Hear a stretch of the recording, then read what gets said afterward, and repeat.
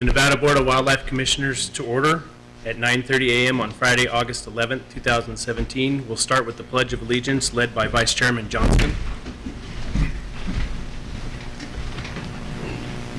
I pledge allegiance to the flag of the United States of America and to the republic for which it stands, one nation, under God, indivisible, with liberty and justice for all.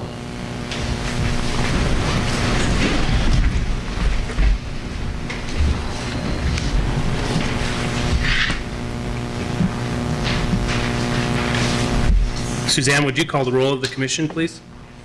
Chairman Wallace. Here. Vice Chairman Johnston. Here. Commissioner Albert. Here. Commissioner Barnes. Here. Commissioner East. Here.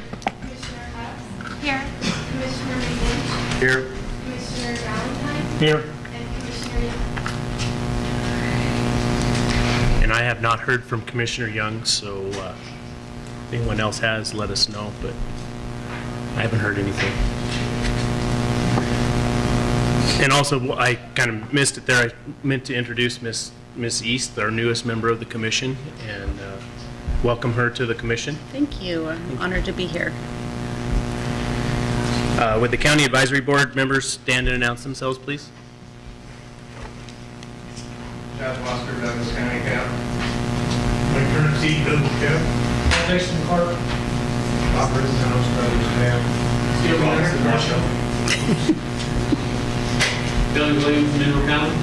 Jay Green, Carson County. Nancy Fishers, White Heights. Berger, Oakland. Oak Creek, Virgin. Welcome. Thank you for coming. Move to agenda item number 2, election of officers. Chairman Wallace for possible action. In accordance with Commission Policy Number 1, the Commission will elect a chairman and a vice chairman. Mr. Chairman, I nominate Grant Wallace for a second year as chairman of the Wildlife Commission. Second. Any further nominations? Seeing no further nominations, I will accept your nomination for chairman. Thank you. And, thank you, Grant. Thank you, guys. Commission, and it's been an honor to work with all of you. And so it is an action item. We'll take it out for public comment. Seeing none, I'll bring it back to the commission for a vote. All in favor of the nomination, say aye. Aye. Opposed? Hearing none, motion passes 7-0, and I abstain on that vote.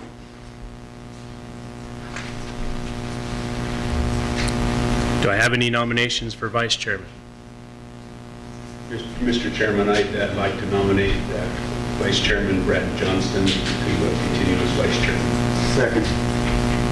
I have a motion by Commissioner McGinch for a nomination on Vice Chairman Johnston to continue.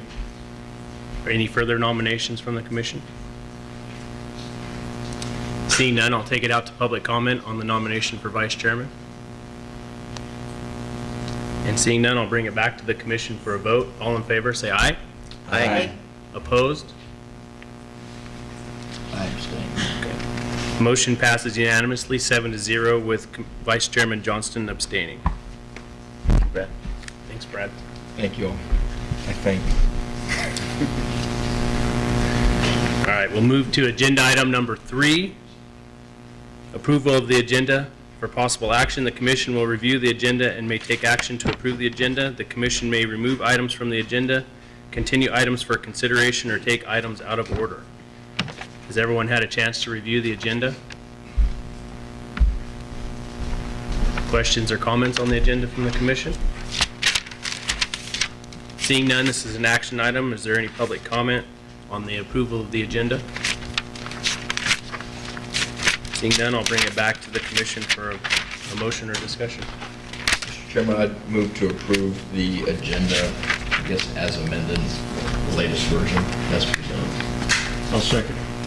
I have a motion by Commissioner Vice Chairman Johnston and a second by Commissioner Valentine to approve the agenda as presented, with the latest version being amended on 8/7/17. Questions from the commission on the motion? Seeing none, I'll call for the question. All in favor, say aye. Aye. Opposed? Hearing none, motion passes unanimously, 8-0. Moving to agenda item number 4, member items, announcements, and correspondence. Chairman, informational. Commissioners may present emergent items. No action may be taken by the commission. Any item requiring commission action may be scheduled on a future commission agenda. The commission will review and may discuss correspondence sent or received by the commission since the last regular meeting and may provide copies for the exhibit file. Commissioners may provide hard copies of their correspondence for the written record. Correspondence sent or received by Secretary Wasley may also be discussed. Member items? Mr. Chairman. Commissioner Valentine. At the recent Clark CAB meeting, I had a request from a member of the public for an update on status from the department on Senate Bill 364 regarding trapping, and she was curious as to find out, to determine exactly what the department's plans are in the process of enforcing that legislation. Thank you, Commissioner Valentine. Further commission items? Vice Chairman Johnston. I just want to, I think I was just copied on a group email, and then I received some follow-up correspondence, and I believe it was in connection with not one of the policies on today's agenda, but one of the policies that the Administrative Procedure Regulation Policy Committee is working through. The existing policy, I think, mentions or has to do specifically with gray wolves, and it's my understanding that the committee is doing some work to update that policy, broaden it, put it in line with federal law and some other considerations. And the correspondence I received was that the commission and or the department going down a path of wanting to reintroduce or introduce wolves to Nevada. And I responded to that. I was certainly not aware of that, and it would be news to me. And I did communicate back to one of the individuals who sent me a text message that after I got some information from the department, that it was just updating the policies and then be going through the public process. But the rumors that there was some plan to introduce gray wolves was just that, and a misinterpretation of the work that was being done on that policy. So I just wanted to put that on the record that I did have those communications. Thank you, Commissioner Johnston. I too received communications on that, and the policy committee met last night, and there'll be an update on that later today. Commissioner Hubbs. Yes, I had a lot of correspondence, and it may be redundant to some of the information that was passed to all the commissioners, so I just was going to go over an in-office visit that I had with Mr. Patrick Donnelly with the Center for Biodiversity. He came by, he did speak about, he was interested in Policy 27, and then also the information we're going to discuss at the end of the meeting today regarding reptiles in Nevada. And the Center of Biodiversity stands on some of those issues. And then I got a slew of different correspondence regarding some information about Policy 27 again, concerned that it may be a violation of federal preemption law. Some of those issues came up, and I think we're going to address that today when we talk about the committee meeting. And then a lot of communication through the public in regard to regulation of reptiles overall, and totaling about 11 or 12 emails. So I'm not sure if that's the capacity in which everyone was receiving emails regarding reptiles, or if that's something specific to my position for the general public. And if I need to talk about who contacted me, I wrote them all down today. Thank you, Commissioner Hubbs. I too received multiple emails on the reptile, and we can discuss those when that agenda item comes up, no problem. Further commission items? Seeing none, Director Wasley. Thank you, Chairman Wallace. I did receive an email from the Lincoln County Advisory Board indicating they would not be present at this meeting, expressed their apologies, and expressed a desire also to be able to participate in some of the landowner tag conversations. They have some of the unique challenges down in Lincoln County, and I thought their perspective would be valuable in that effort. Also suggested that perhaps the commission or CABS look at some considerations regarding formulation of shed antler seasons or structure, and then also once again brought up some of the challenges around trail cameras. I don't believe they offered a specific direction there, just acknowledged the challenges with trail cameras and some of their observations, and I wanted to share that correspondence with the commission. That's all I have. Thank you, Chairman. Thank you, Director Rosley. Further commission member items? Seeing none, we'll move to agenda item number 5, County Advisory Boards to Manage Wildlife member items, informational. CAB members may present emergent items. Action may be taken by the commission. Any item requiring commission action will be scheduled on a future commission agenda. Coming up, Paul.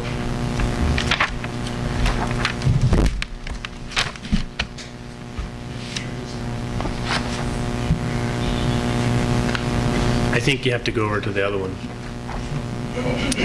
Do those work too? And there's a little button for everyone in the room. There's a little button to the, just touch it with your finger. There you go. Red light comes on. And also one thing I forgot to mention is the sign-in sheet is outside the door, as well as the comment cards. For the record, Paul Dixon, Clark Cab. I had a gentleman in Clark County come to me about a month ago after our last meeting and brought forward a proposal to have the Commission and Department of Wildlife look at muzzleloader handguns, which aren't specifically addressed in the current NAC for use in hunting. And I've been in correspondence with Tyler Turnipseed and with the Director's Office on this. And just want to let you know that it's part of my backup material. You guys can look at what it is, but it was something that was brought forward to this group. Since it is something that is, it's a small change, but it's something that is not addressed in the current regulations, specifically in the NAC, muzzleloader handguns. Thank you. Thank you, Mr. Dixon.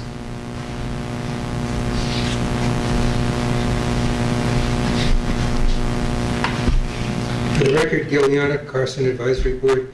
At our recent meeting this past Monday, we were lucky enough to have some representatives from the department come and talk to us about Hobart, being able to fish up at Hobart. There's fish in Hobart, but there's difficulty getting to Hobart. The road has been sort of washed out from the rains that we had earlier in the year.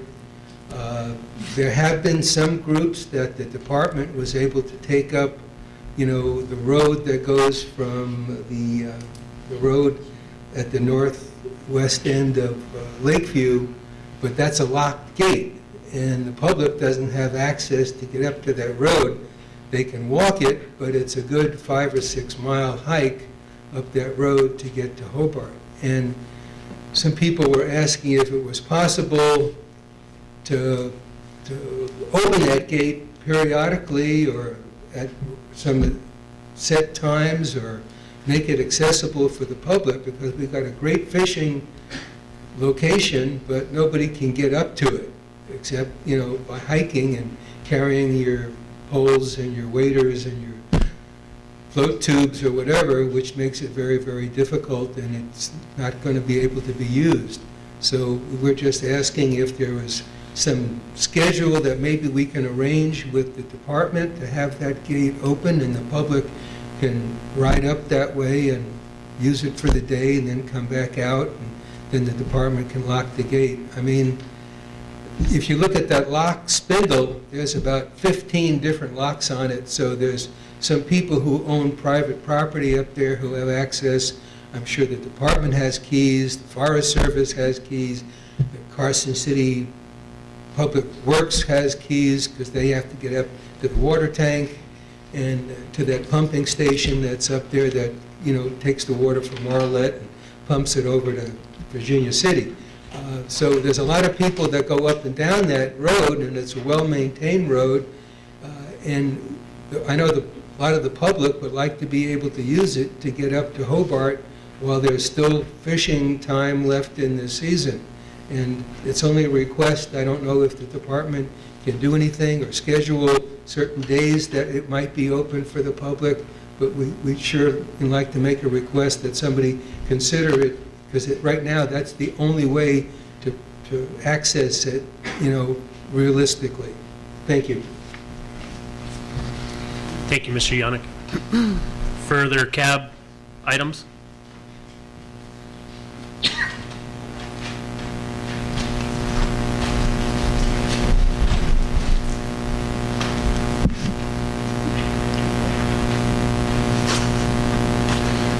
Mitch McVickers, White Pine Cab. We had similar issues as Lincoln County. We talked about the shed hunting issues we had last year, shell camera issues, and the landowner tag issues. We didn't comment on this meeting, but we do feel like that should be looked at, and until there was further discussion, we'd wait till then. That's it. Thank you. Thank you, Mr. McVickers. Further cab comments, items?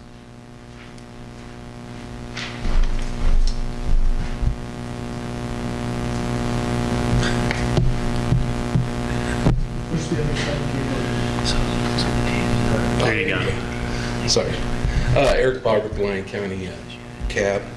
I'm here to discuss with the commission about the Lions Club, Arrington Lions Club free fish derby for boys and girls from 3 to 11 years old. NDOW helps the Lions Club with the free fishing derby. The fishing derby has to do with the 3 ponds directly adjacent to the fish hatchery in Mesa Valley, and nobody can fish in those fishing ponds only the day of the fishing derby, if that makes sense. What the situation is the fishing derby usually starts about 8:30 in the morning for the boys and girls. However, adults can go fish there according to the Nevada regs as soon as the sun comes up, just like any other place. Okay. The bottom line is in the past there's been about 120 kids fishing there, and they would catch anywhere from 30 to 40 fish. This last May, they have it in May. It's always the first Saturday in May, and this year there's 90 kids there, and there was a total of 6 fish caught by the kids. There were adult anglers there, which adult anglers at this time can totally fish there as soon as the regs say they can fish. What's happening is the adults are going in at 7 a.m., 6:45 or whatever, and catching these nice trout. And the limit is 3. And typically they average anywhere from 4 to 5 pounds. The biggest trout ever caught was a 10.5 pounder. I believe that was by a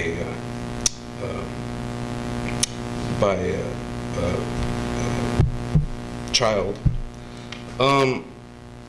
Basically, what the Lyon County Cab is asking the commission to do is look at possibly regulating that, if we can, or just think outside the box and try to see if we can reconfigure the situation. I talked to John Shelberg, and I talked to him for about 15-20 minutes, and he did say that he was under the impression that there definitely was a problem and needed to be fixed. And our CAB voted 4-0 to come to you, to the state commission, and ask for help with this, because the concern is that eventually, maybe not this year, or I'm sorry, maybe not next year, but the year after, they won't have that anymore. They won't have, the Lions Club won't put that on. And they go to a great effort to make sure the kids understand how to fish and and stuff like that. They're given a raffle ticket, and each boy or girl from age 3 to 11 receives actually a tackle box, small tackle box, and then they also have a contest where for each age group, the first fish caught, the biggest fish caught for boy and girl and stuff like that. So they really go out of their way. And what's happening is the adults are going in, and these are adults not with 3 to 11-year-old boys or girls by their side they're fishing with. They're fishing by themselves, and they're going in, they're catching these fish, and it's murking up the water. So therefore they're losing the bite. And so anyways, the Lyon County Cab again voted 4-0 to come in front of the and talk to the commission about possibly help with the free fishing. One thing that I'd like to point out that 30 to 40 years from now, when we're not sitting in those seats, or I'm not standing up here, they're the ones that are going to be sitting in those seats. And I just would hate to see these kids starting out, quote unquote, maybe cheated because the greed of an adult being able to fish this one day in those ponds. And those ponds are, there's no doubt about it. They're hot ponds. I'm a fisherman too, and I wish I could go there every day. But we're just asking for some help and maybe possibly some direction. Thank you. Thank you, sir. Further cab comments or items? Seeing none, we'll close agenda item number 5, and move to agenda item number 6, approval of the minutes. Chairman for possible action.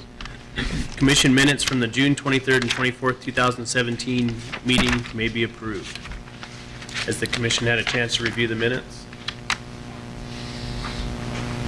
Comments or corrections to the minutes? Commissioner Barnes. Just one comment. I believe it's on page 15, you got paragraph 4. It says Mr. Barnes. And everywhere else I'm referred to as Commissioner. I just want to make sure that wasn't, they weren't referring to me because I didn't make that statement. Sounds good, but it wasn't me. So I just want to make sure that line is not referring to me, myself.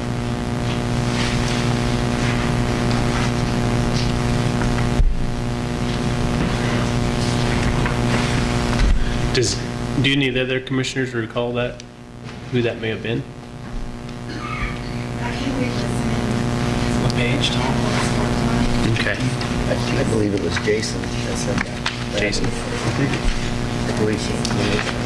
Not positive. Oh, okay. That would make sense. Joe Barnes? Oh, Joe Barnes. Joe Barnes. Further commission comments or questions on the minutes? Seeing none, this is an action item. We'll take it out for public comment. Public comment on the minutes from the June 2017 meeting. Seeing none, I'll bring it back to the commission for further discussion or a motion. I don't know at this point, do we want to let them review the audio and see if they can figure out, or because I'm with Commissioner Barnes. If it wasn't him, we can. Mr. Chairman, we Director have an Wasley. employee in the southern region who works with reptiles, who has the same last name. I think that's the confusion. Okay. Okay. Okay. Motion from the commission? Mr. Chairman, I'd move to approve the minutes as presented with the correction that the reference to Mr. Barnes be to staff biologist Jason Barnes, just to clarify that. I'll second. I have a motion by Vice Chairman Johnson and a second by Commissioner Valentine. Is the commission clear on the motion? Seeing none, and Ms. East, you're welcome to abstain. I will be abstaining. Thank you. All right, I'll call for the question. All in favor, say aye. Aye. Opposed? Hearing none, motion passes unanimously, 7-0, with an abstention from our new commissioner, Commissioner East.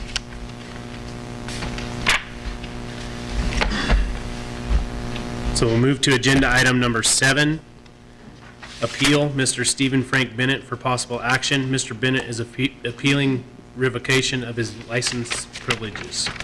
And before we start, I'd like to have our DAG give us a brief description of what this is going to entail today. Thank you. I'm Brian Stockton, Senior Deputy Attorney General. I just wanted to take a few minutes to explain my role and your role today and what you're doing. And I apologize if this is too simple for some of you, but I think it's important. The role you play today is reviewing the actions of the department. The department assessed 12 demerit points against Mr. Bennett based on a conviction. And the commission's role today is to produce findings of fact and conclusions of law on however you decide in that case, which side you believe. And so most of the boards I work with, what they'll do is they'll ask me to prepare the written findings of fact and conclusion of law, and then I'll share them with both the attorneys that are involved. They have a chance to come back to me and tell me I got something wrong, and then once we either work out our differences or can't work out our differences, then I send my version to the chairman, and the attorneys, if they still object, can send their objections, and then the chairman decides how to correct it, and then he signs the order. That's the final order that's subject to review by the district court under Nevada Revised Statutes 233B. So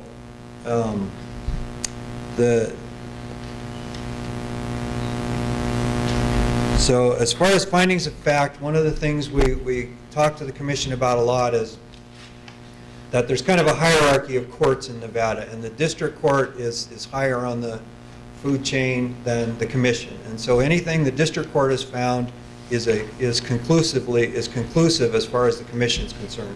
So the fact that Mr. Bennett was convicted in the district court is just a given fact. So the commission can't, like, say he shouldn't have been convicted or the court should have decided differently, because that's the district court's decision and you can't change that.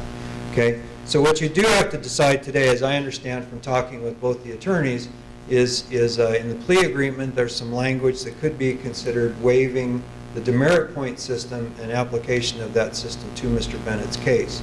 I will tell you in the past, because the district attorney handles the criminal section and the department handles the demerit points, the commissions have usually required that it be pretty clear that that was the intent, was to waive the demerit points. So obviously if we had a district court judge and his decision say no demerit points will be applied to this conviction, then that's conclusive for us as the commission. And then, so the other thing is under NAC 510.185 sub 1, the department bears the burden in this case. So what that means is if you hear the evidence and you can't decide who's right, then Mr. Bennett would prevail, because under the regulation, the department has the burden to prove it's a little more likely that they're correct than that Mr. Bennett is correct. So the last thing is, I'll give you all the advice you want on the law, but what I can't tell you is how to decide on the facts. That's up to you to decide. If any of you at some time feel you need some attorney-client advice, we can't go into closed session, but if we want to take a break and I can talk to you one-on-one and explain the law to you, I'm fine with doing that. It's somewhat unusual, but not unheard of. The last thing is under the open meeting law, it's called a quasi-judicial proceeding, and it's subject to the open meeting law. So I think you will have to take public comment before you actually make the decision. The problem is Mr. Bennett has a constitutional right for you to decide the case based on the facts that are presented and not based on public opinion. Okay, so I would ask if anybody does make public comment that you decide the case based on the facts presented and not based on public opinion. So with that, does anyone have any questions? So just to be clear, Mr. Stockton, we have to take public comment? Because I believe in the past we haven't. We haven't, but I've been told that our office has changed that, has interpreted the provisions in the open meeting law to require public comment. You know, the problem is, and the reason you didn't was based on my advice previously, because I question the constitutionality of deciding a case based on public comment rather than what actually happened in the case. So, Any questions for Mr. Stockton from the commission? Seeing none, I might need a little help here on how we get started. okay, all right, so it's in the NAC, that 185, the